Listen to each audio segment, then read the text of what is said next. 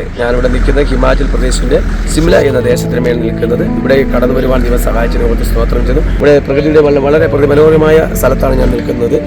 ഇവിടെ നിങ്ങളുടെ ദൈവത്തിന് മഹത്വം കൊടുക്കുവാനും സ്തുതിക്കുവാനും ദൈവം എന്ന കൃപയ്ക്കായി സ്തോത്രം ചെയ്യുന്നു. നല്ലവനും വല്ലവനുമായ ദൈവം ഇവിടെ ദേശം പ്രകൃതിയൊക്കെ അനുഗ്രഹിച്ചതിനെ ഓർത്ത് സ്തോത്രം ചെയ്യുന്നു.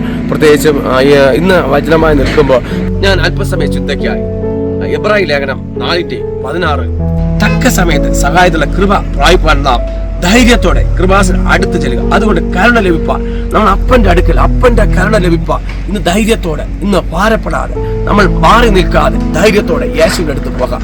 ഇന്ന് നമ്മൾ മാറി നിൽക്കുമോ? ഇന്ന് രോഗിയാണോ? നീ വേദനയുടെ നടുവിലാണോ? പ്രയാസത്തിന്റെ നടുവിലാണോ? ഏത് കഷ്ടയുടെ നടുവിലാണോ?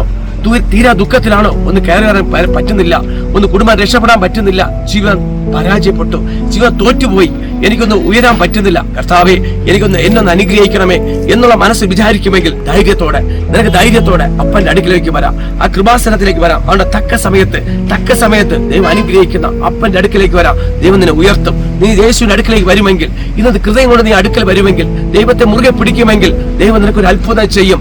ആ തക്ക സമയത്ത് ഉയർത്തുന്ന ദൈവം ആ കാര്യം നിനക്ക് വേണ്ടി ഇറങ്ങി വരും. ആ ദൈവത്തിൽ നിന്ന് വലുതായിട്ട് കാണുക.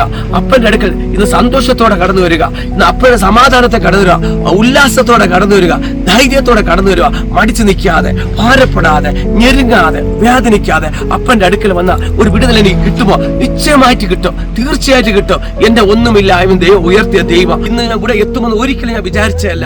എന്റെ സ്വർഗത്തിലെ വലിയവനാണ്, ഞാൻ വിശ്വസിച്ച ദൈവം വലിയവനാണ്. ഇന്ന് ഞാൻ മനസ്സിൽ എത്രയോ വർഷങ്ങൾ മുമ്പേ വിചാരിച്ചൊരു കാര്യമാണ് ഈ സിംല ഒന്ന് വരണമെന്നും ഇവിടെ ഒന്ന് പ്രാർത്ഥിക്കണമെന്നും ഈ ദേശത്തിന് പ്രാർത്ഥന ആഗ്രഹിച്ച ആഗ്രഹം. പക്ഷെ ആഗ്രഹിക്കുന്ന ഉള്ളങ്ങളെ നിറയ്ക്കുന്ന ദൈവം ഇന്ന് തക്ക സമയത്ത് ഇവിടെ വരുവാനിട വന്നു. അതുകൊണ്ട് നിങ്ങളെ ദൈവം ഈ തക്ക സമയത്ത് അപ്പന്റെ അടുക്കൽ വിശ്വസിക്കുമെങ്കിൽ ദൈവം നിങ്ങളെ വരുവാൻ മാത്രമല്ല, നിങ്ങളെ പ്രാർത്ഥനയ്ക്ക് മറുപടിയുണ്ട്. നിങ്ങളെ രോഗങ്ങൾക്ക് മാറ്റിത്തരും, അവസ്ഥകൾ മാറ്റിത്തരും, നിങ്ങളെ പ്രയാസങ്ങൾ മാറ്റിത്തരും. അത് കൃപാസനത്തോടെ ധൈര്യത്തോടെ വരാമോ? ധൈര്യത്തോടെ ഒന്ന് വരാമോ? ദൈവം മാനിക്കുക തന്നെ ചെയ്യും. ഈ വചനങ്ങളാ ദൈവങ്ങളെ സമർത്ഥം അനുഗ്രഹിക്കുമാട്ടെ.